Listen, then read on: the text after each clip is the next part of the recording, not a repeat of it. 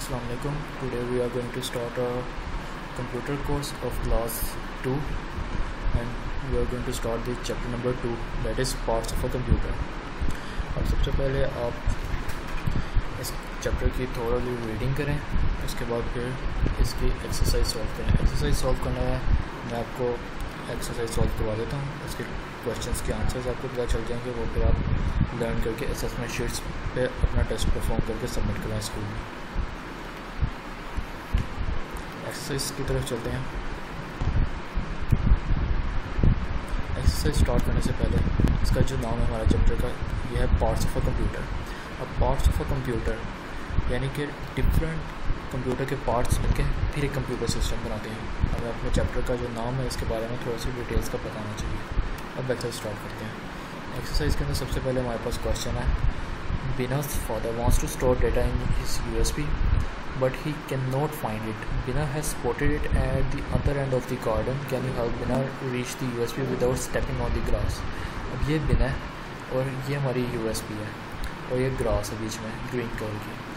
अब इसके अंदर हमने पाथ फाइंड करना है कि बिना किस तरह बगैर ग्रास के ऊपर स्टेप रखे USB तक पहुँचेगी। अब ये एक छोटा सा पजल है, ये आपने खुद सॉल्व करना है।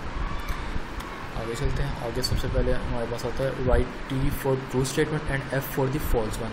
T का मतलब है ट्रू, F का मतलब है फॉल्स। अब ये ट्रू फॉल्स वाले क्वेश्चन है। सबसे पहले हमारे पास the CPU controls all the part of a computer except for the input device. This is false. False क्यों है? क्योंकि वो इनपुट डिवाइस को भी कंट्रोल करता है CPU।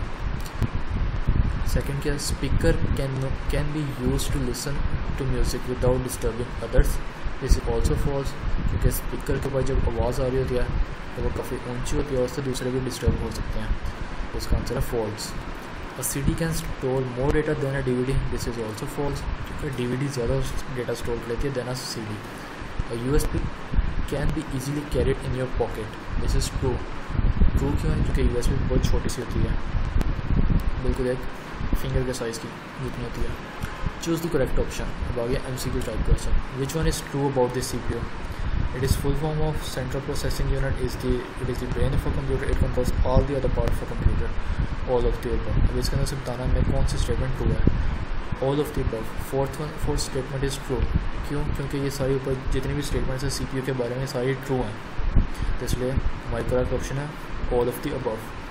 Which one is an input device? Input device इनमें से कौन सी? Printer, speaker, microphone, headphone.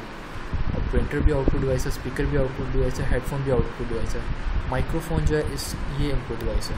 क्यों? क्योंकि इसके थ्रू हम अपना डेटा जो है, अपनी वॉइस जो है वो ट्रांसमिट कर रहे होते हैं। Which of the following is not use to store data? CD, DVD, USB, UPS। CD में भी डेटा स्टोर होता है, DVD में भी स्टोर होता है, USB में भी स्टोर होता है। UPS is a universal power supply. इसके अंदर डेटा स्टोर नहीं होता, ये इलेक्ट्रिसिटी सप्लाई करने के लिए यूज़ होती है। So the correct option is fourth one, UPS। Which one is called a pointing device? Keyboard, mouse, printer, hard disk. Mouse is known as the pointing device. ये हमारा ऑब्जेक्टिव टाइप क्वेश्चन हो गया। Next है answer the following. ये हमारे question answers हैं। What are the 4 main parts of a computer? और इसका जो आंसर है वो हमारे पास यहाँ पे मेंशन है। Monitor, CPU, keyboard and mouse are the 4 main parts of a computer. Next question है compare output and input devices. Input devices are the ones that are used to enter data into the computer. Output devices are the ones that are used to give output such as text, images, etc. Input devices वो होती हैं जिसके through हम computer के अंदर instruction provide करते हैं, data provide करते हैं। आउटपुट डिवाइसेस वो होते हैं जिसके थ्रू कंप्यूटर हमें रिजल्ट्स प्रोवाइड करते हैं।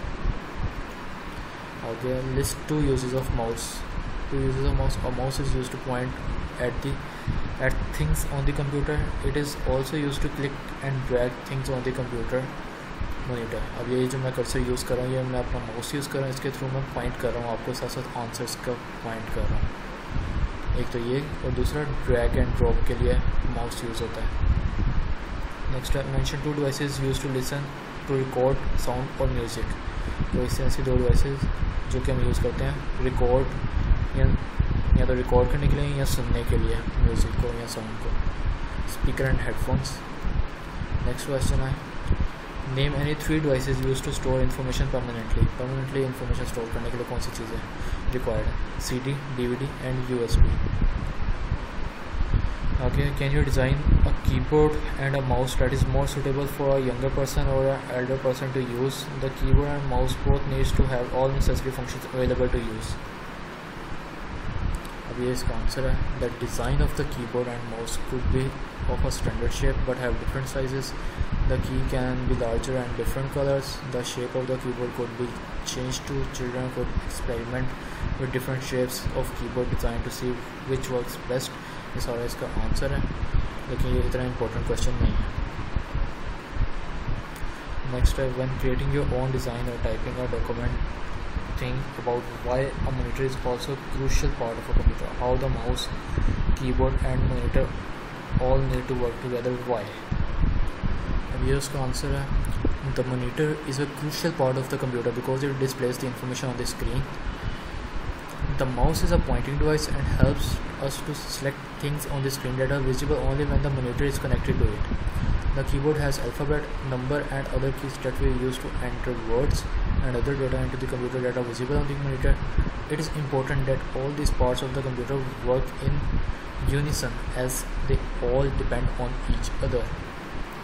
अच्छा, मॉनिटर जो है वो एक क्रूशियल पार्ट होता है कंप्यूटर का, क्योंकि उसके ऊपर इन्फॉर्मेशन हमारी डिस्प्ले होती है. माउस जो होता है वो पॉइंटिंग डिवाइस के तौर पे यूज़ होता है. और इसके अलावा कीबोर्ड जो है वो अल्फ़ाबेट्स या नंबर्स या कीज़ एंटर करने के लिए यूज़ होते हैं. इसी तरह सारी जो हमारे जो पार्ट्स हैं कंप्यूटर के, इनको एक साथ मिल के काम करना पड़ता है, तो फिर ही हमारा एक कंप्यूटर सिस्टम परफॉर्म होता है, कंप्यूटर सिस्टम बनता है, कंप्लीट होता है. अब यहाँ पे हमारी जो एक्सरसाइज है ये कंप्लीट हो गया. आपको आंसर्स भी पता चल गए हैं. अब आप ये आंसर्स याद करें. ये हमारे सारे आंसर्स हैं. ऑब्जेक्टिव टाइप के भी आंसर्स मैंने आपको बता दिए हैं, सब्जेक्टिव के भी आंसर्स बता दिए हैं. अभी आप याद करें और फिर इसको अच्छी तरीके से लर्न करने के बाद असेसमेंट शीट्स पे टेस्ट परफॉर्म करके सबमिट करवाएं. ओके, अल्लाह हाफिज़.